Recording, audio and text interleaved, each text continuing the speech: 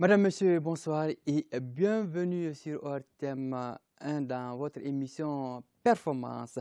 Au sommaire, éliminatoire CHAN 2023, le Mali reçoit ce samedi la Sierra Leone au stade du 26 mars à l'aller. Les aigles locaux s'étaient imposés 2-1. Dans la même compétition, cet après-midi au stade du 26 mars, le Sénégal se qualifie pour le CHAN en éliminant la Guinée au tir au but 5-3. Supercoupe Colonel Assimi Goïta. Les matchs se poursuivent au stade Mamadou Konaté. Coupe ORTM, les préparatifs des demi-finales vont bon train. Basketball, fin de la phase carré d'as et début de la phase play-off ce lundi.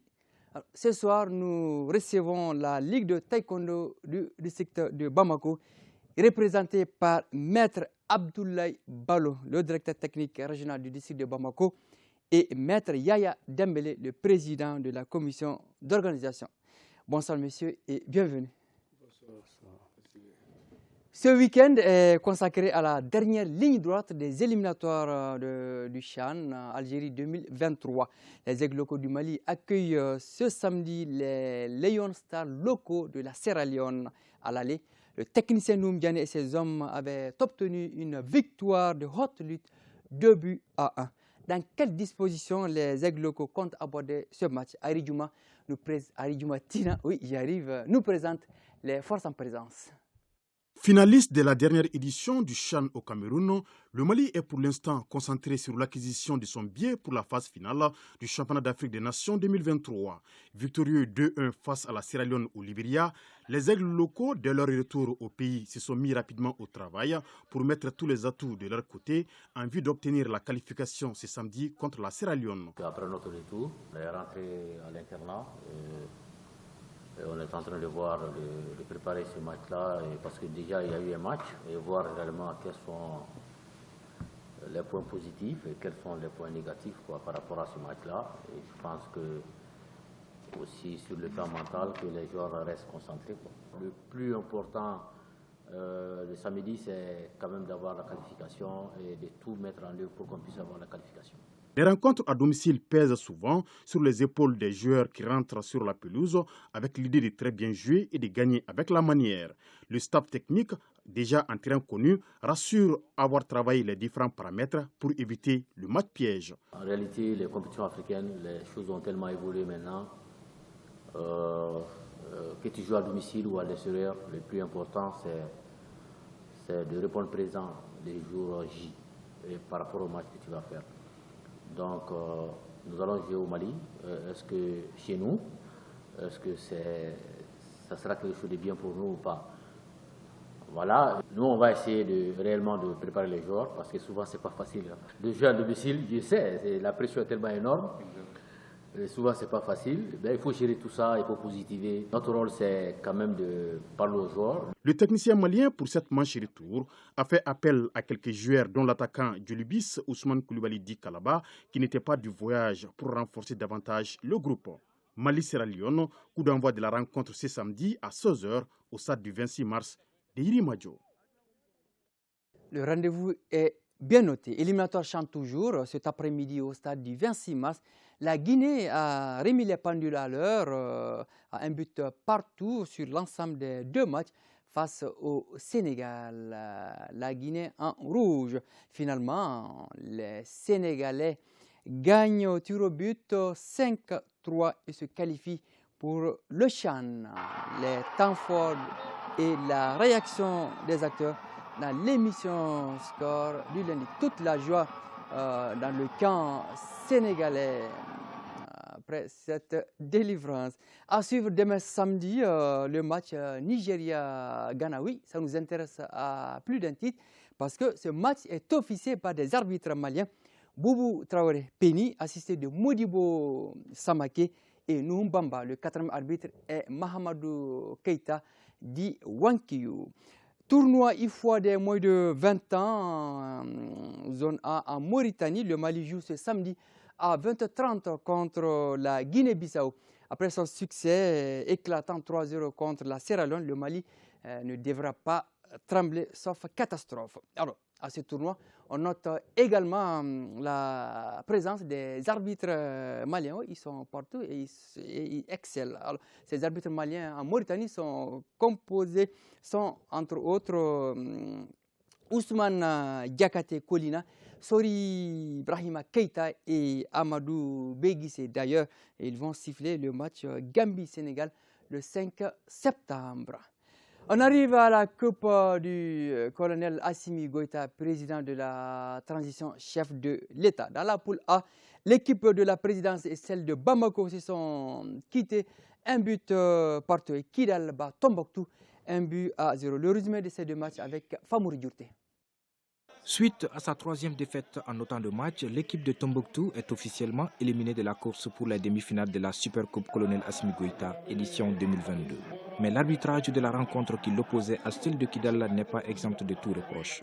Alors qu'elle était menée par 1-0 depuis la 13e minute, l'équipe de Tombouctou s'est vue refuser un but sur penalty à la 72e minute suite à une mauvaise appréciation des arbitres de la partie.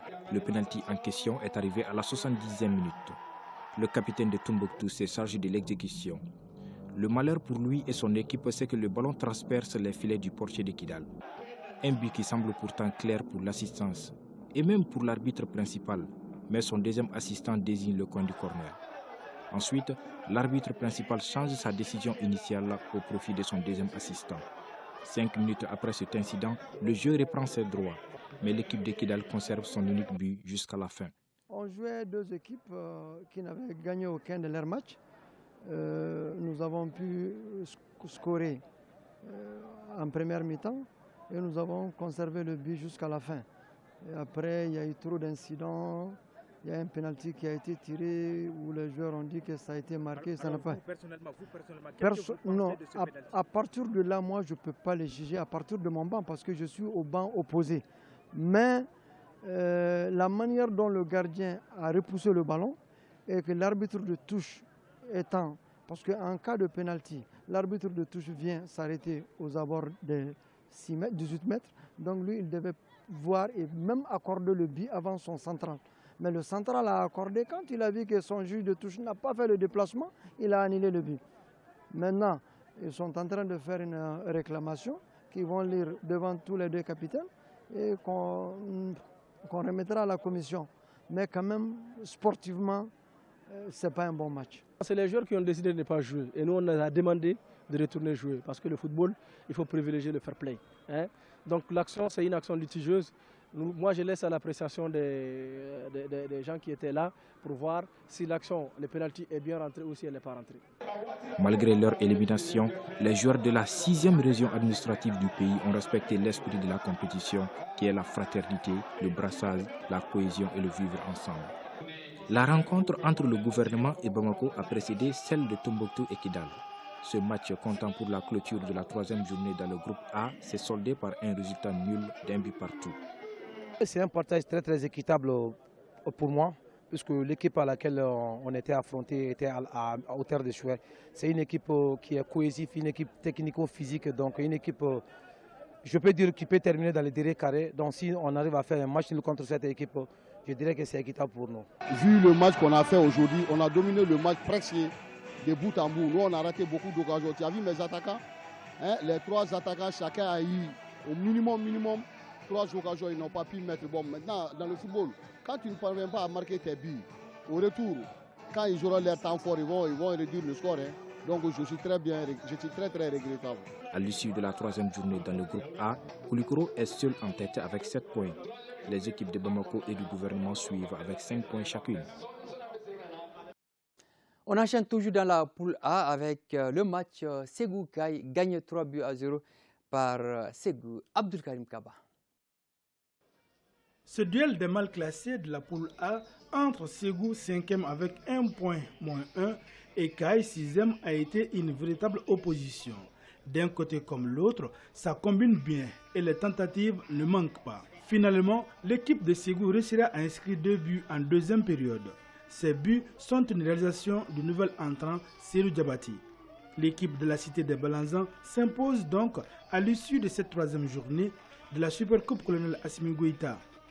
J'ai vu mon équipe méconnaissable. Ni la défense, ni le milieu, ni l'attaque. Vraiment, ça n'a pas marché aujourd'hui. Donc je crois que Kay est éliminé. Il n'y a plus de chance. Je félicite l'adversaire, la Coupe Assimi Goïta. L'année à venir, je me prépare. Vraiment. Aujourd'hui, c'était notre troisième journée. Bon, on n'avait pas encore gagné. Bon, on avait à cœur de gagner ce match-là. Quand le match a commencé, on a dominé. Bon, on a eu des occasions, mais on n'a pas pu les concrétiser. Donc à la mi-temps, on a parlé aux enfants de les remobiliser, les requinquer pour qu'on puisse marquer au moins un but. Parce qu'il nous fallait une victoire. Dans l'ensemble, tout se passe bien après 2 semaines de compétition. Nous sommes satisfaits de l'état d'esprit des jeunes. Ils ont tous joué avec fair play, avec joie. Ils ont tous joué avec l'esprit qui est à l'origine de cette Supercoupe, qui est la Supercoupe colonel Assimi Goïta. C'est la cohésion, l'entraide, l'entente. Donc tout le monde a joué dans ce sens. On est content et satisfait.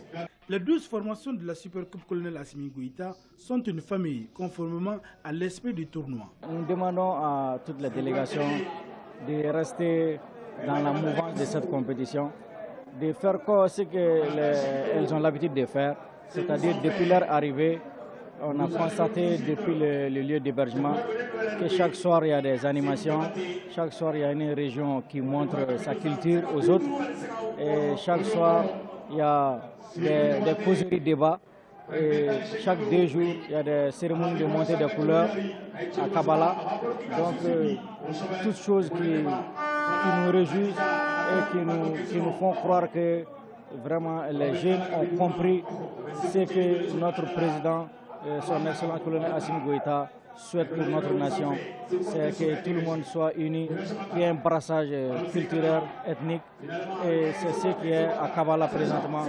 Donc nous leur demandons de rester positifs et de suivre les instructions qu'on va donner et de jouer avec fair play et tout en restant compétitif. De toutes les façons, l'équipe qui gagnera, c'est le Mali qui va gagner, puisque c'est la jeunesse qui est réunie ici. Signalons que cette 3e journée des matchs de poule de la Supercoupe colonel Assimi Goïta se poursuivra jusqu'au dimanche.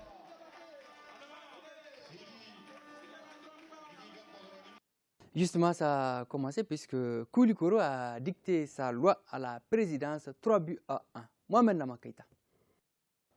Au stade Vincent Traoré de Kati, le maire Yoro Wologem et ses adjoints ont bravé la pluie pour venir soutenir leur équipe qui affronte dans 2 semaines en demi-finale de la Coupe ORTM, la commune 6, finaliste de la dernière édition.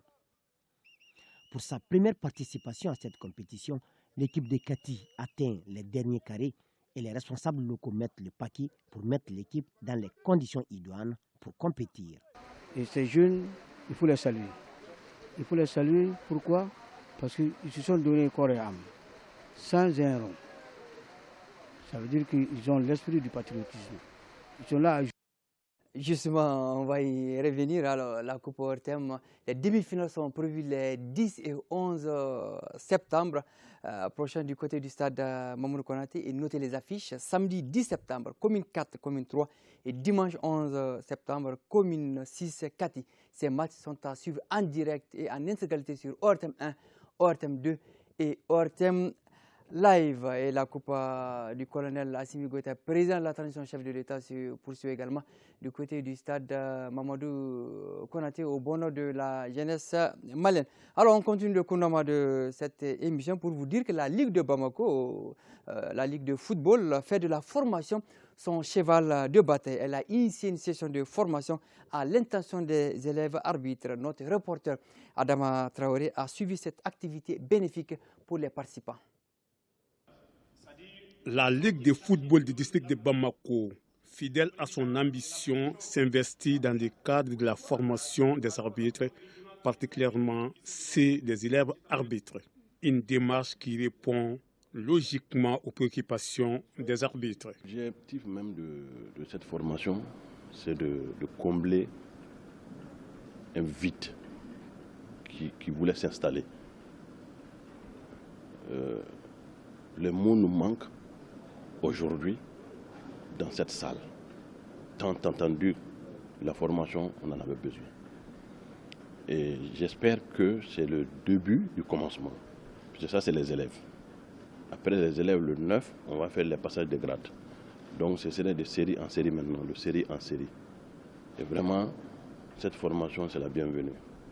Pendant 4 jours, les 150 apprenants venus des 5 districts de Bamako, plus Kati, vont apprendre les 17 lois de jeu préalables pour bien exercer le métier d'arbitre. Monsieur le Président, vous n'êtes pas sans savoir qu'il y a des jeunes parmi ces gens-là qui ont œuvré, qui ont le niveau, qui ont le talent, mais il leur restait quelque chose, c'était ça, ce grade-là. Parce que tu n'es jamais arbitre tant que tu n'as pas franchi ce premier grade. Donc vraiment, on vous remercie et tout votre bureau pour cette marque de confiance. Vous êtes là aujourd'hui, des apprenants qui seront sans nul doute, quand vous allez passer ce test, vous serez des arbitres de district. Et à ce niveau, le besoin est là. Et je pense que c'était le souhait, sinon l'ambition de vous tous d'être là, passer ce grade et se mettre au boulot. Qui sait, et c'est notre souhait, que demain, à travers ces tests, à travers, c'est-à-dire que les conseils de vos aînés, que vous soyez des arbitres internationaux et qui dépasseront le cap franchi déjà par vos prédécesseurs qui sont là, entre autres, Dramane Danté, Sédou Traoré et Kouma Koulibaly et Karambe. Les connaissances acquises devront permettre aux apprenants de maîtriser ces lois de jeu pour le plus grand bien de l'arbitrage malien et de notre football. La formation à la base porte toujours ses fruits, la preuve. Nos arbitres sont partout sur le continent pour officier les rencontres internationales. Alors, la phase carré d'as du championnat national de première division de basket s'est achevée. La phase play-off du championnat pour déterminer les titres saison 2021-2022 en dames et messieurs débute ce lundi au Palais des Sports Salamatou Maïganou dit Assa Soumaré. On arrive aux invités du jour. La Ligue de taekwondo de Bamako organise ce samedi son championnat au titre de l'année 2022. Alors, la Ligue de taekwondo est avec nous. Maître Yaya Dembélé, vous êtes le président de la commission d'organisation. Alors, comment vous préparez ce rendez-vous? Bonsoir tout le monde. Nous sommes en train de préparer cette grande compétition, cet grand événement donc, avec les différentes communes de Bamako. Donc la commune 1, 2, 3, 4, 5, 6. Donc ce sont ces communes qui regroupent l'ensemble des districts de Bamako. Donc c'est samedi, là, demain, que nous devons faire une compétition avec les 6 communes, les champions des 6 communes, donc pour pouvoir sélectionner l'équipe de Bamako afin donc d'affronter le championnat national qui est prévu du 14 au 17 septembre. Alors combien de combattants sont attendus, le nombre exact? Il y a plus de 200 comme athlètes. Donc parce qu'il y a des combattants en Poumsé et en Koma aussi également. Donc si on regroupe, ça fait plus de 200 athlètes. Alors, sous quel signe vous placez ce championnat? Ce championnat, donc, nous plaçons vraiment sur le signe de la paix, donc au Mali et partout aussi, donc dans le monde. Très bien. Alors, je me tourne vers Maître Abdoulaye Ballo, directeur technique régional du district de Bamako au niveau de la Ligue. Alors, comment se porte le taekwondo au niveau du district? Bonsoir tout le monde. Le taekwondo se porte à merveille. Du moment que tous les combattants défendent leur catégorie tous les années. Donc, chaque année, on est obligé de défendre sa catégorie pour représenter le Mali. Donc, c'est pourquoi nous sommes là aujourd'hui. Donc, c'est pour vous dire que le taekwondo se porte à merveille. Alors, Maître Ballo, à cette compétition, la Ligue va introduire le Poumsé. Alors, expliquez-nous. Effectivement, le Poumsé est nouvellement venu parce que chez nous, ici, sinon, les Poumsé existent. Mais c'est nouvellement venu, c'est la deuxième fois que nous allons faire les pompiers. On a une fois fait les pompiers en équipe. Il y a les pompiers en équipe, les pompiers individuels et puis un pair. Bon, cette année, on va seulement faire les pompiers individuels. Donc, c'est nouveau. Mais ce qui est sûr, les gens sont initiés. On a commencé depuis les salles jusqu'à maintenant, donc ça veut dire que les gens sont prêts. Alors, Maître Yaya Dembélé, la compétition se déroule où? La compétition, ça se passe au pavillon des sports du stade Modibo Keïta. Donc demain, les éliminatoires commencent de 8h à 15h30 et les finales, donc ça c'est à partir de 16h. Inch'Allah. Tous demain au stade Mamadou Konaté pour non, suivre... stade Modibo Keïta, autant pour moi. Pour suivre ce spectacle. Oui. Le stade Mamadou Konaté est réservé au football. Oui, football. Alors merci bien d'être passé sur ce plateau. Merci. C'est nous qui vous remercions. Bonne fête. Merci. Alors, cette annonce avec votre permission rapidement, l'amicale des anciens élèves de Kalabankoura invite ses militants et sympathisants à la journée sportive le 24 septembre 2022 au groupe scolaire de l'école publique de Kalabankoura Nord pour célébrer la fête d'indépendance du Mali. C'est tout pour Performance de ce vendredi au pas de course. Merci de votre fidélité. Merci à la grosse et dynamique équipe de réalisation autour de Diakité Sayon Kouyati. Nos programmes se poursuivent dans quelques instants. Votre émission Top Étoile présentée par Urakia Samake. Excellent week-end à tous.